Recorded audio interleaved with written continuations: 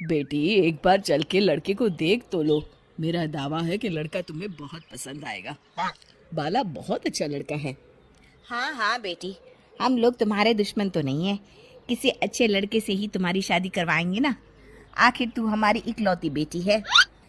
अच्छा ठीक है माँ, अब ज्यादा भावुकतापूर्ण शब्दों का इस्तेमाल ना करो। मैं चलने के लिए तैयार हूँ। चलो फिर, बिना देर के हम सब चलते हैं। सभी बाला के घर पहुंचते हैं। अरे क्या बात है बहन जी, अभी तक आपका बेटा नहीं आया? जी बस आता ही होगा।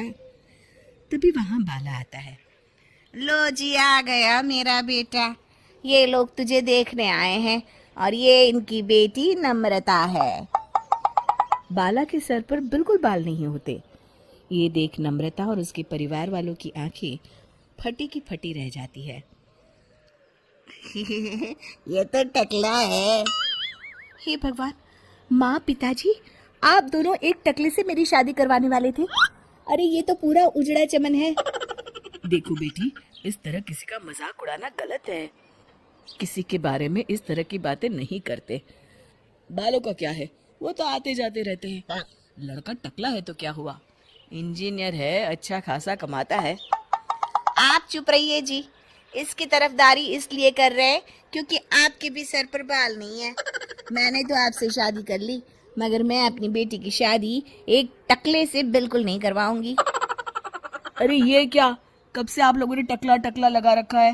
और माफ करना, तुम भी कोई हूर की परी नहीं हो।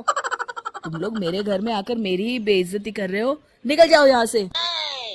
हाँ हाँ तो जा रहे हैं ना, हमें भी यहाँ रुकने का कोई शौक नहीं है। नम्रता और उसके परिवार वाले उठकर वहां से जाने लगते हैं। तभी नम्रता का छोटा भाई जाते जाते कहता है, टकला, तेरा बाप टकला। और इस तरह बाला का रिश्ता टूट जाता है। फिर एक दिन सड़क के किनारे एक आदमी घूम घूम कर कंधी बेच रहा होता है।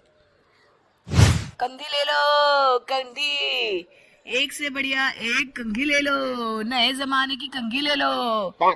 अरे भाई ये ले लो। घूमते घूमते वो बाला के पास पहुंच जाता है। अरे भाई साहब, कंधी लोगे क्या? ये लो। तभी उसकी नजर बाला के सर के ऊपर पड़ती है। अरे माफ करना भाई साहब, आप इसे लेकर क्या करोगे? आपके सर पर तो बाल ही नहीं है। आपका तो स्टेडियम पूरा खाली है। चलता हूँ, कंधी ले लो, कंधी ले लो। कंधी वाले की बातें सुनकर बाला को बुरा लगता है। उस समय बाला को ऐसा महसूस होता है कि उसके लिए दुनिया में सबसे कीमती कोई चीज अगर है तो वो सिर्फ बाल है। बाला सड़क पर चलते हुए लोगों के बाल बड़ी गौर से देखता है। चलते चलते बाला एक मंदिर के पास पहुंच जाता है। हे भगवान, तुमने ये मेरे साथ क्या किया?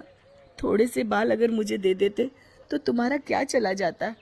सारी दुनिया मेरा मजाक उड़ाती है। अरे भाई, आज पहला इंसान देख रहा हूँ जो मंदिर आकर भगवान से अपने लिए बाल मांग रहा है। बेटा, भगवान ने तुम्हें सब कुछ तो दिया है, अच्छी सेहत है, अच्छी नौकरी है।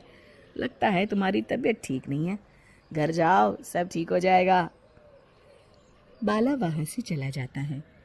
घर पहुंचकर बाला खाना खाता है और अपने कमरे में सोने के लिए चला जाता है। फिर सुबह जब बाला सोकर उठता है तो आईने के सामने अपने आप को देखकर हैरान हो जाता है। बाला के सर पर एकदम घने बाल आ जाते हैं। बाला खुशी से झूम उठता है।